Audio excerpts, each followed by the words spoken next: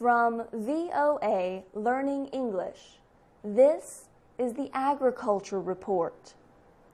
The United Nations says farmers in the Central African Republic need seeds and tools before the next planting season to avoid a food crisis. John Ging is the Operations Director of the UN Office for the Coordination of Humanitarian Affairs. He recently visited the CAR capital, Bangui. He told reporters that the international community must help CAR farmers displaced by fighting plant enough food for the next harvest. The planting season begins in March. The United Nations says conflict in the CAR has displaced more than 800,000 people, most of them since September. It says the conflict prevented farmers from planting enough crops last year. Food supplies are now very low, and there is a shortage of seeds. There was a complete breakdown of law and order last year in the CAR. Crime was a big problem. In many areas, robbers stole seeds, farm animals, tools, and other equipment from farmers. The group Human Rights Watch has been observing the situation in the CAR. It says Seleka rebels, who seized power last March, damaged many areas of the country, even after their leader became president. Some villages were burned to the ground. The Central African Republic is home to about 4.5 million people. But the UN Food and Agriculture Organization says more than 1 million of them lack a dependable food supply. Last month, Mr. Ging called for more aid organizations to begin operations in the CAR. He also asked for more aid money to help the country meet its needs. He said CAR aid groups had asked for $247 million, but he said they have received only $30 million. For VOA Learning English, I'm Carla Babb.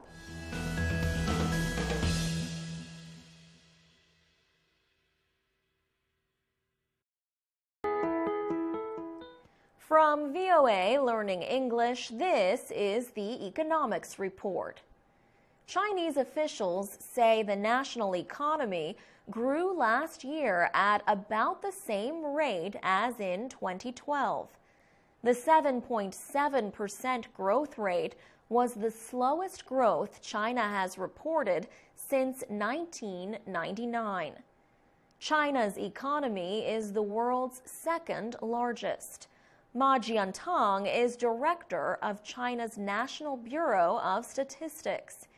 He says it is no easy job to keep growth at over 7% and to keep inflation low. He says this combination is unusual in the world. China's economy had 10% growth rates in the years before the world financial crisis of 2008. That economic growth resulted from big trade surpluses and foreign investment. Now, says Ma Jiantang, China is working to balance exports with demand at home. Recently released information shows that household spending in China remains lower than in most economies. Some experts say businesses often buy goods for their employees to avoid taxes. This means companies are increasing demand for household goods by buying them directly. Chinese officials say they want to reduce the economic influence of state-controlled businesses and to let market forces shape the economy. However, economists expect China's growth to slow in the coming years.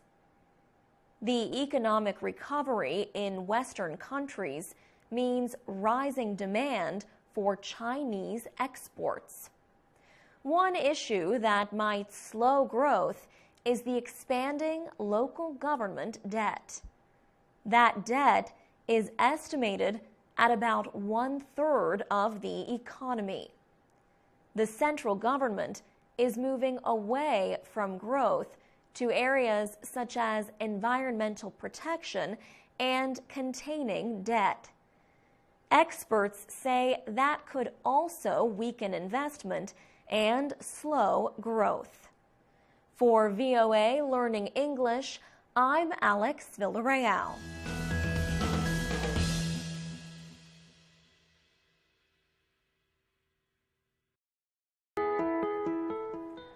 From VOA Learning English, this is the Education Report. American librarians have announced their choices for Best Children's Books of 2014. One honored book is The Story of a Squirrel and an Imaginative Girl. Another is about trains. Deborah Taylor is a librarian at the Enoch Pratt Free Library in Baltimore, Maryland. She has served on several award committees. She says the committees look for good writing and good storytelling. The American Library Association's John Newbery Medal honors the writing of a book. Its Randolph Caldecott Medal honors the illustration or pictures of a book. This year, the Newbery Medal went to Flora and Ulysses, The Illuminated Adventures by Kate DiCamillo. It was her second work to win a Newbery. Flora and Ulysses is a humorous story about a squirrel and a girl who live in a world both real and unreal. The Caldecott Medal was awarded to Locomotive, a book by Brian Floca. It has been praised for its technical understanding and explanations of how things happen on a moving train. Librarians also give out other awards to books for children and young adults. For example, the Coretta Scott King Award goes to African American writers and illustrators for books about African American culture. This year's award went to Rita Williams Garcia for her book P.S. B11. The Robert F. Seibert Medal is for informational books. Parrots Over Puerto Rico by Susan Roth and Cindy Trumbore won the 2014 medal. Their book tells about how scientists and activists saved the local birds. Librarian Deborah Taylor says the book shows Puerto Rico as it is not often seen. For VOA Learning English, I'm Carla Babb.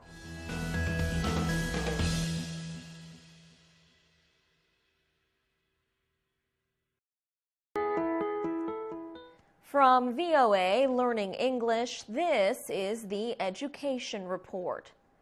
Pakistani officials plan to name a school and a sports center for a student who stopped a suicide bomber. 15-year-old Aitazaz Hassan saved hundreds of other students at his high school earlier this year.